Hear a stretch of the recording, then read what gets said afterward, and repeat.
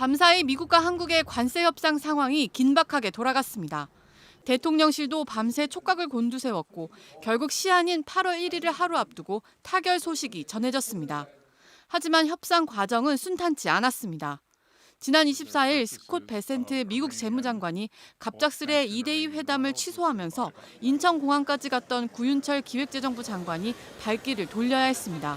관세 부과 시한을 불과 일주일 앞두고 불거진 최대 변수였습니다. 부총리도 출국은 안 하실 거니까 일단 이제 철수해 하셔야 될 것 같습니다. 일단 빠른 시간 내에 일정을 다시 잡자라고 하면서 그쪽에서 연락이 왔습니다. 이유는 따로 안 받았어요? 네, 이유는 굉장히 명확히 밝히지 않았는데.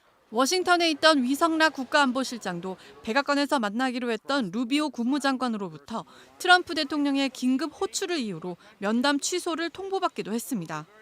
그야말로 발등에 불이 떨어진 상황.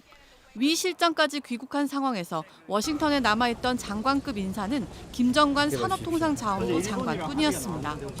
지난 23일 김 장관은 임명된 지 닷새 만에 임명장도 받지 못한 채 출국했습니다.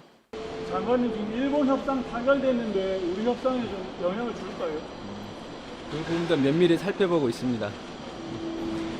그러니까 잘 다녀오겠습니다. 김 장관은 협상 상대인 하워드 러트닉 상무장관의 집무실은 물론 뉴욕 자택까지 찾아갔고 지난 주말엔 여한구 통상교섭 본부장과 함께 러트닉의 스코틀랜드 출장 길까지 따라가 협상했습니다. 대서양을 2번이나 건넌 건데 러트닉 장관도 진정성을 느꼈다는 반응을 보였습니다. Well, the South Koreans flew to Scotland to meet with me and Ambassador Greer after dinner. I mean, think of how much they really want to get a deal done. 이 과정에서 김 장관은 타결의 핵심 요소가 됐던 미국 조선업 재건, 이른바 마스가 프로젝트도 제안한 것으로 알려졌습니다. 조금씩 협상의 진전이 보이기 시작하면서 1차 출국 불발 닷새 만에 재차 방미길에 오른 구윤철 부총리의 발걸음은 다소 가벼워졌습니다. 미국도 아주 큰 이익을 가져갈 수 있다는 걸 더 이렇게 설명을 하고 그런 부분에 어떤 미국의 이해가 많이 좋아졌다고 생각합니다. 막판 협상 내용을 보고받은 이재명 대통령은 어려운 협의인 건 알지만 국민 5,200만 명의 대표인 만큼 당당한 자세로 임해줄 것을 당부하기도 했습니다. 결국 시한을 하루 앞두고 한국 대표단과 만난 트럼프 대통령은 한국이 미국에 3,500억 달러를 투자하는 등의 조건으로 상호 관세를 25%에서 15%로 낮추기로 했다고 밝혔습니다. 출범 2달도 안 된 한국의 새 정부가 최대 고비를 넘어선 순간이었습니다. 관세 부과 시점을 불과 일주일 남짓 남기고 김정관 산업장관과 여한구 통상본부장은 러트닉 상무장관을 집무실에서 만났습니다. 가로 세로 1m 설명판을 들고 제안한 게 바로 조선업 협력, 이른바 마스가 프로젝트. 귀가 솔깃한 러트닉 장관은 내일 뉴욕 자기 집으로 오라고 협상팀을 초대했습니다. 러트닉 장관이 급히 유럽 출장에 나서자 협상팀은 스코틀랜드까지 따라가 오후와 저녁, 자정까지 대화를 이어갔습니다. 대서양을 건너가며 대화를 이어간 끈기로 협상에 큰 가닥이 잡힌 겁니다.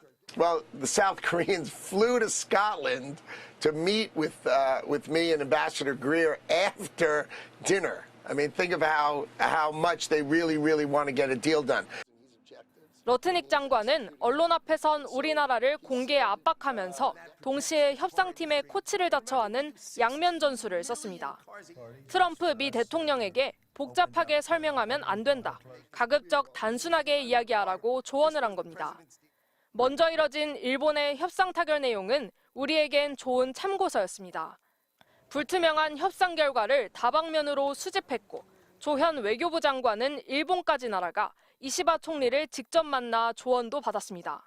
트럼프 대통령과의 최종 면담을 앞두고선 역할극으로 예행 연습까지 진행했습니다. 트럼프 대통령 대역은 특유의 직설적이고 투박한 공격적인 질문까지 흉내냈습니다. 어떤 걱정에 대해서 저희가 참 많은 리허설도 하고 경우의 수별로 숨가쁜 총력전 끝에 트럼프 대통령과의 숨막히는 40분 면담. 협상팀은 마감 시한을 불과 하루 앞두고 극적으로 협상을 타결했습니다. MBC 뉴스 이지은입니다. 지난 24일 구윤철 기획재정부 장관은 인천공항에서 발길을 돌렸습니다. 미국 측 스콧 베센트 재무장관이 일방적으로 회담 일정을 취소한 겁니다. 관세 부과 시한을 불과 일주일 남기고 협상 일정이 틀어지면서 비상이 걸렸습니다. 일단 미국에 가 있던 김정관 산업장관과 여한구 통상본부장이 먼저 움직였습니다.